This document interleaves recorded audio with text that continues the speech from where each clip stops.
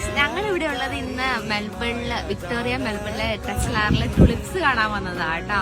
അപ്പോൾ ഇത് ഒക്ടോബർ 12 വരെ ഉള്ളൂ. ഞങ്ങൾ 1-ാം തീയതി ആട്ടെ ഇവിടെ വന്നിട്ടുള്ളത്.